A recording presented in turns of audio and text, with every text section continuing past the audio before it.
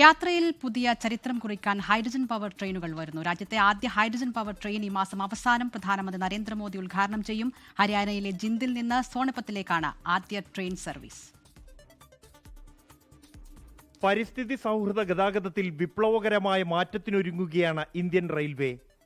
രാജ്യത്തെ ആദ്യത്തെ hydrogen power train ഈ മാസം അവസാനം സർവീസ് ആരംഭിക്കും.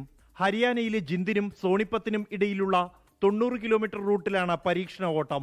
2 ഹൈഡ്രജൻ പവർ കാറുകളും 8 പാസഞ്ചർ കോച്ചുകളുമടക്കം 10 കോച്ചുകളാകും ഹൈഡ്രജൻ പവർ ട്രെയിനിൽ. 2500ഓളം യാത്രക്കാർക്ക് യാത്ര ചെയ്യാനാകുന്ന ട്രെയിൻ കാർബൺ ഡൈ ഓക്സൈഡിന് പകരം നീരാവിയാണ് പുറന്തള്ളുക. ജിന്ദ് റെയിൽവേ ജംഗ്ഷനിൽ 2000 ചതുരശ്ര മീറ്ററിൽ നിർമ്മിച്ച 120 കോടി രൂപയുടെ ഹൈഡ്രജൻ ഗ്യാസ് പ്ലാന്റാണ് പദ്ധതിയുടെ കേന്ദ്രബിന്ദു. പരീക്ഷണ ഓട്ടത്തിന് ശേഷം ഇന്ത്യൻ റെയിൽവേയും RDSOയും സ്പാനിഷ് പങ്കാളികളായ ഗ്രീൻ എച്ച് കമ്പനിയും കേന്ദ്ര സർക്കാരിന് സംയുക്തമായി റിപ്പോർട്ട് നൽകും.